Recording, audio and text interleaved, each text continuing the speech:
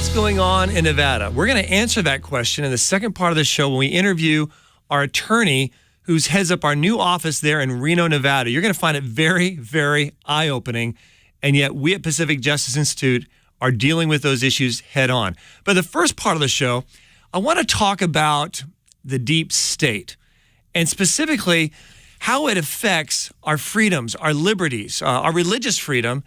And to talk about this subject, we have with us on the show here a friend of mine, someone I highly respect, who's been on Fox a number of times and the Neil Cavuto show a number of times, a gentleman that I really respect, Craig Huey. Craig, thank you for being on the show. Thanks, Brett. It's great to be here. Now, Craig, you've written a book called The Deep State, 15 Surprising Dangers You Should Know. I want to talk specifically about how the deep state is impacting Christianity. Yes. Because it's definitely doing that in a real meticulous way.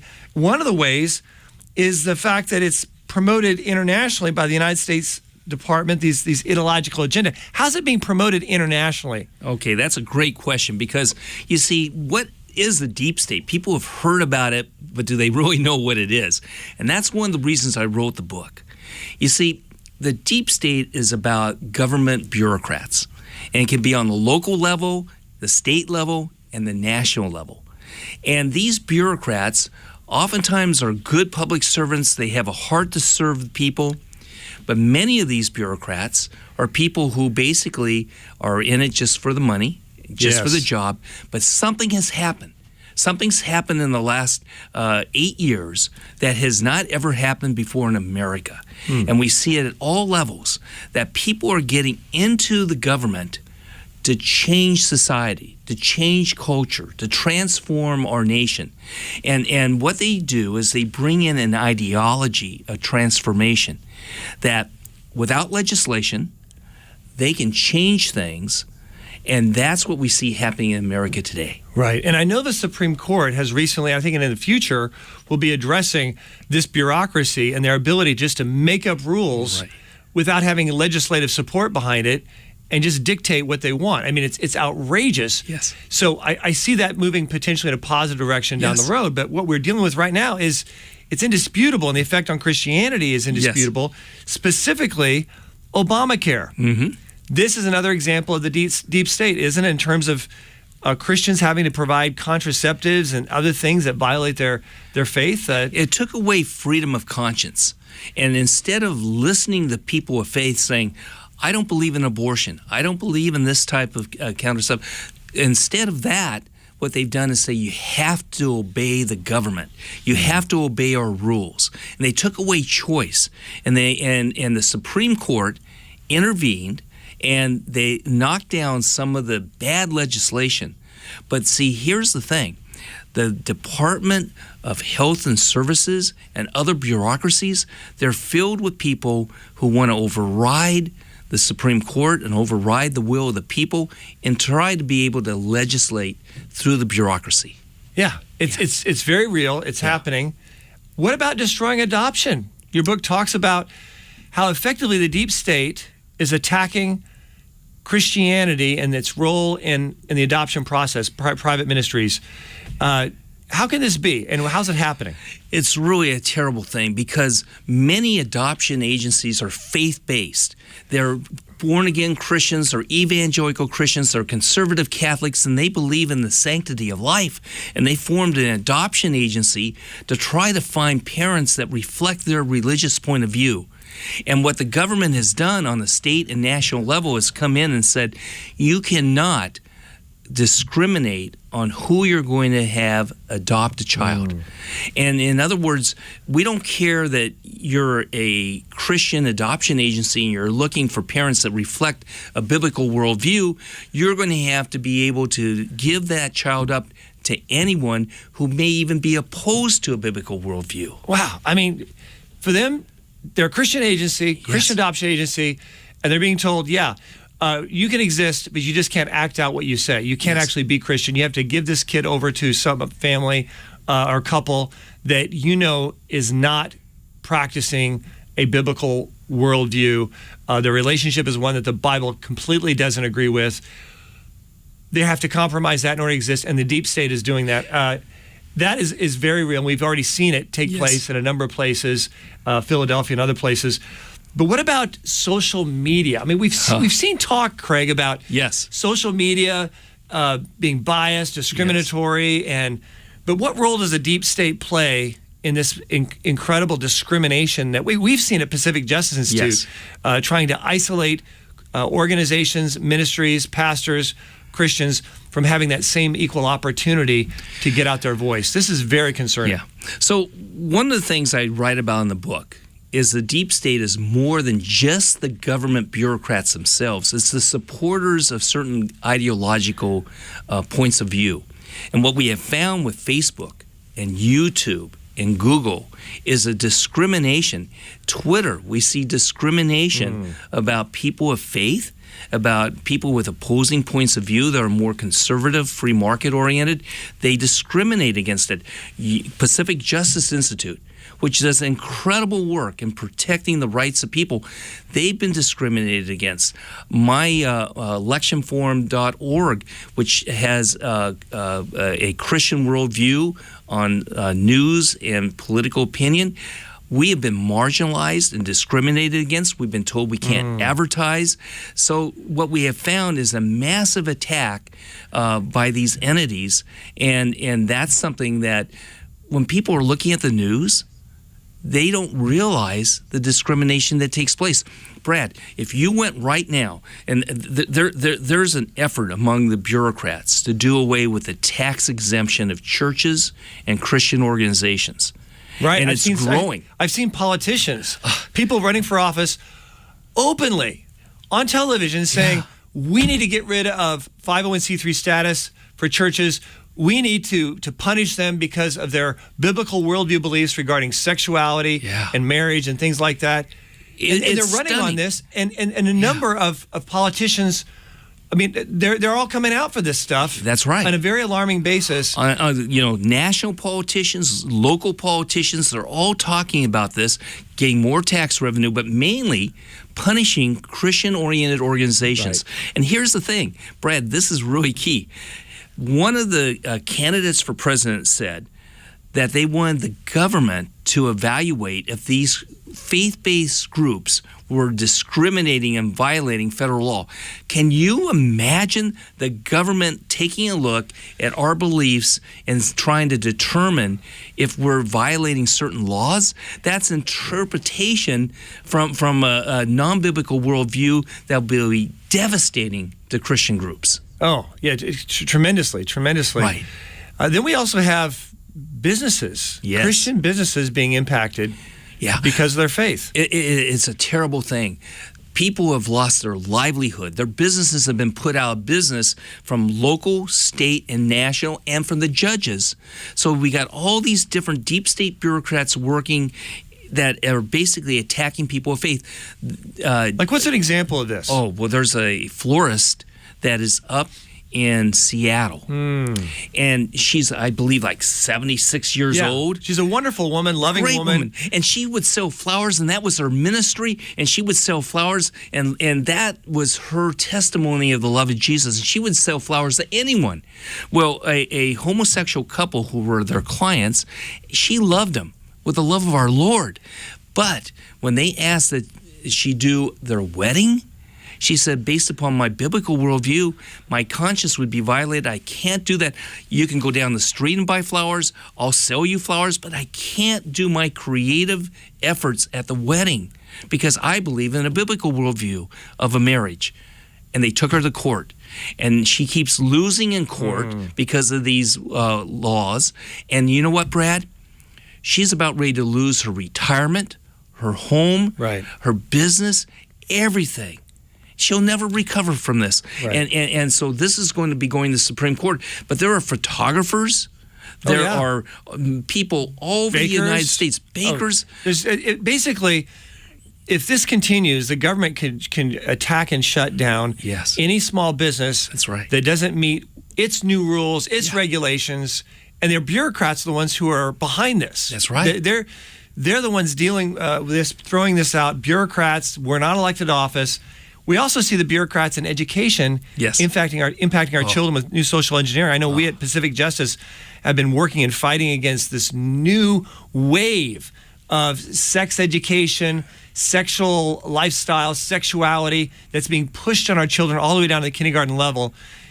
And yet this is a part of the deep state bureaucrats, right? It is, and here's the thing: whether you're have kids or not, whether you're a grandparent or a parent, what the Pacific Justice Institute is doing in exposing the moral corruption that's going on in the schools, people would be sickened if they knew what was happening in indoctrinating the kids. It really is a form of child abuse of what's going on right now. And yet the bureaucrats in the schools are telling the teachers what to do. The parents aren't able to opt out. The parents don't know about it. The kids are being basically indoctrinated with such lies that it's going to create emotional and spiritual havoc on a generation of kids. Yes, and I encourage people out there, if you're watching this show, you want to protect your kids, want to protect your grandkids, we at Pacific Justice Institute have put together an opt-out form that you can download free from our website, pji.org. Click resources at the top of the page, and then click parents, and you'll have this wonderful opt-out form. We have them customized for each of the 50 states, pji.org. It is so important because the attack is so severe. We're running out of time, but I know we're also dealing with the pro-abortion assault on life. We at Pacific Justice have defended pro-life clinics where bureaucrats say, we're not going to let you be here, we're not going to let you exist. And yet, that is a real problem across the country, isn't it? It is. Across the country, we have an assault on people who believe in life. You know, Brad, I was adopted. You know, I praise God for my parents who adopted me, and I'm here today because of that adoption. And we need a society that promotes adoption and not bureaucrats that are trying to promote abortion and death. Yes. And so this is something that people of faith have to take a look at how to change this type of government activity that is really destroying so many lives. And that's one of the things Brad, if I can say, I really love about the PJI, because Pacific Justice Institute will take up court cases, do lawsuits against government abuse, against the deep state bureaucrats that are abusing freedom of speech and abusing rights and abusing Christian faith. And in that case is a good example of why people should donate to PGI, because if I'm right, you're defending them for free, are you not? That's right. Every one of our cases, we have over 40 cases in active litigation right now, Craig. Every single one of them is without charge. Yeah. See, I have people all over the United States contacting me saying, if I were to donate to somebody, who should I donate to? And I tell them, PJI. In fact, Brad, I tell you what, I don't think I've ever done this before, but if anybody would like to donate to Pacific Justice Institute, I'll be glad to give them my $20 book for free if they would give $100 or more, because your organization does such great work, and it's so badly needed right now.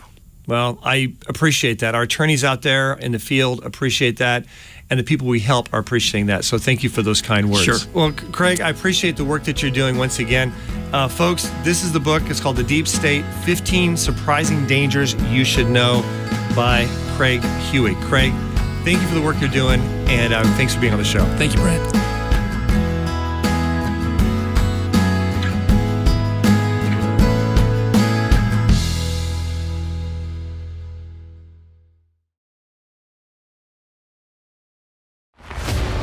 If parents knew what was happening, I think they'd be very, very alarmed. It's not about procreation. They're learning about lifestyles, sexual activities. This stuff is XXX rated. And we say no to that. You're giving girls very high doses of testosterone, and it's going to harm them. California law requires that school districts actually put a positive spin on the HIV crisis. This is about sexual roles together, boys, and boys, girls and girls. You can't teach this in an unbiased way. It's a moral topic. A lot of graphic information that is confusing. Tells little boys it's perfectly normal to masturbate with other little boys because everyone does it. Choose their gender. The role playing in the class. That's our children.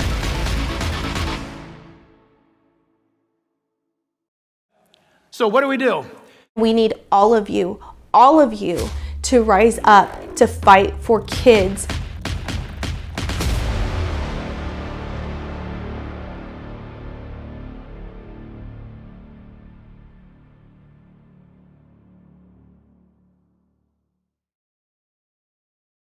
And folks, if you'd like to support the work of the Pacific Justice Institute, just go to our website, pji.org, pji.org. And there you can also sign up to get our Legal Insider newsletter. It comes out once a week. It's very informative. You'll definitely find it to be a valuable asset as you know what's going on and what you need to pray for. Also, we have some other great resources there as well, like our opt-out forms and other resources. So go to pji.org, pji.org. And thank you so much for those of you who choose to support our work and become a part of the Pacific Justice Institute team.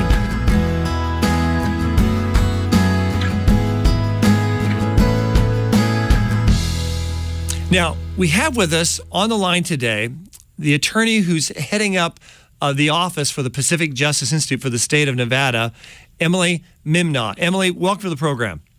Hey, Brad. Good morning. Now, good morning to you too, Emily. Now, there's a lot of things taking place there in the state of Nevada that I want to talk about. You are already, out of the gate and running and taking on some very important things. And one of those things is dealing with the challenges to public education and the attack on our kids and what parents can do. A lot of parents out there are saying, whoa, things are radically changing here in Nevada. They're copying things that California's doing.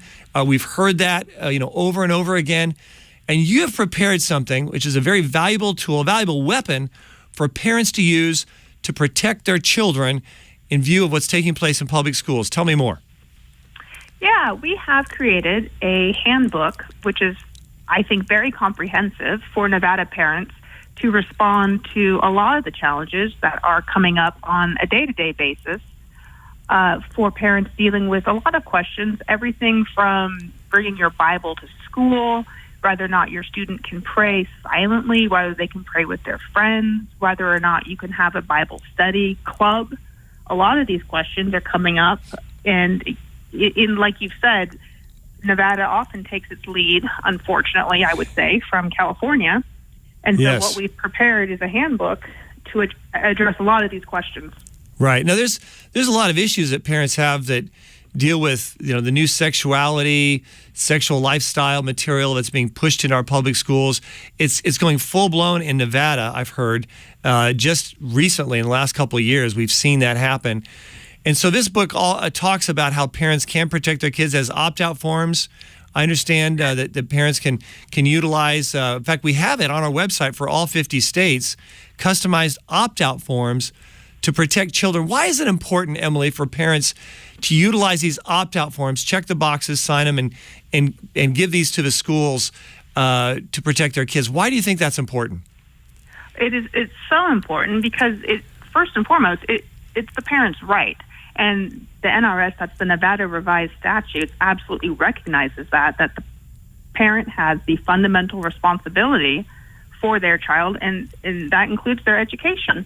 And what a parent can do, and as you said, these are all on the website for every single state, and we've just updated the Nevada one as well. So it's absolutely up to date with all of the revised statutes, and those are continually being changed, and so we've reflected all of those. And what a parent can do is, before the start of the school year, you can download this form, and it's totally self-explanatory, and you can go through and you can choose every single thing you want for your student, be it sex ed, HIV, reproductive rights, any type of physical examinations, and you can address all of that before the start of the school year and have that on file. Right, and if the school year's already started, Emily, they can still download it, right, and still put it on file from here on, right? Absolutely. And something I would say where Nevada is importantly different from California is that Nevada is not, and I would really, really emphasize this, Nevada is not an opt-out state. And this is really important, I think, for parents to understand, is that it is in the state law that you as a parent have to receive written notice in advance of any type of sex ed or HIV or transgender talk that might occur at your student's school. they have to provide you with written notice in advance, and you as a parent have to sign and return that. Oh, so you have opt-in, which is even better. Opt-in state, which we have underscored that in the handbook, and we really want parents to be aware because, if you don't know that that's your right. Right. No, and I want to tell people out there, if they're in a state other than Nevada, which is a good chance they are because this is heard all across the country, they should take a look and see whether or not their state has opt-out or opt-in. If they have opt-in, great. If they don't have opt-in, then the opt-out forms become even more critical for them to look at and take advantage of. But even if it's opt-in, they should still utilize these opt-out forms because it deals with issues that are not necessarily covered by the opt-in, right? Absolutely. Things like the surveys, any type of survey that they might try to give your student regarding anything to do with political, religious, or sexual. Oh, yeah. Yeah, and they delve into privacy, and they delve into issues that the average parents say, well, why are you asking my kids about this? And why are you asking my child questions about our family? And things like that. We've seen that before where the government tries to delve in and investigate families indirectly through these surveys to their kids. Very dangerous. Social workers have used those before to justify taking children permanently from families. So, Emily, I really appreciate that. But on the positive, they do have moments of silence in Nevada that other states can learn from as well. Tell us more about that. That is a really cool thing that we do have in Nevada, and it's pretty unique as a Western state to have that on the books. And we have a state law here that before every single school day, we have a recognized moment of silence for silent reflection, meditation, or prayer before the start of every public school day. And the inclusion of the word prayer there is pretty controversial and has been challenged in Nevada and also in the 5th, 7th, and 11th circuits, where states have similar laws, and those are all East Coast states. So Nevada's pretty unique in having this law, and I expect that it's going to be challenged soon. It's already been challenged once, which is a pretty fun case I can tell you about. But we do have that, and it is required. Yeah, and I know we at Pacific Justice Institute, we won't hesitate to step in and defend something if we know that it should be constitutional and there's someone trying to strike it down as a violation of the Establishment Clause or something like that. We did that defending In God We Trust on our currency successfully before the Ninth Circuit. We intervened in that case. And in this issue, we'll be more than happy, I'm sure, as needed and as called upon to either intervene or to file a friend of the court brief as necessary, because this is very important. The idea, prayer is not a cuss word. It's not a mandate. Also, the government's not mandating kids pray. It's several different things that kids can do. I think it has a very good chance of standing up, particularly with the Supreme Court that we have now, which is very encouraging. Finally, what about the Blaine amendments? These are these amendments that are attempted to by states to try to strike down the ability for vouchers to take place, or for vouchers to take place so that parents could have their kids go to a private Christian school and not just a private secular school. How is that playing out in Nevada? And do they have these kind of Blaine amendments or mini Blaine amendments that are focused on making it difficult for religious institutions to have the same equal footing? We do have one in Nevada, and these are, for your listeners probably know, but these amendments date back to the 1870s with an attempt to put this into the federal constitution that was narrowly defeated, I should point out, which, it passed the House of Representatives, it had a majority vote in the Senate, and fortunately that did not go into our federal constitution, but as a byproduct, a bunch of states, including Nevada, added amendments to their state constitutions, and we do have that here. And what it does is what it states is it's trying to prevent public funds from going into, quote, sectarian institutions. And here in Nevada, that was used to shut down an orphanage. That's the whole reason it was passed. And now they're using it to challenge these school voucher programs. And so far they have failed. And we do have a successful school voucher program here still that parents can use. But these amendments are being used to attack freedom of choice for parents. And I don't see that stopping anytime soon. Yeah, and in predominantly red states across the country, we see states pass these vouchers where parents have the choice for education. And if you're in a state that doesn't have that, folks, I encourage you to talk to your legislators and find out why doesn't your state have vouchers, particularly in the inner cities, where we need to have more choice, where public schools have grotesquely let down parents and provided unsafe places and academically incompetent education options. We need to allow them to have choice. We need to allow them to have vouchers. So check this out in your state and reference Nevada and what they're doing. It is constitutional. And what's great, Emily, is that you're there in the office of the Pacific Justice Institute that we just opened up there in Reno, Nevada, to go to bat on these and other kinds of issues, empowering the rights of parents and religious freedom. Emily, keep up the great work, and thank you for becoming a part of our team. We really look forward to what lies ahead. Thank you. Thank you so much. So, folks, there you have it. It's our God-given freedoms we're talking about. Now, let's choose to keep them. I'm Brad Dacus, president of Pacific Justice Institute. Have a great weekend.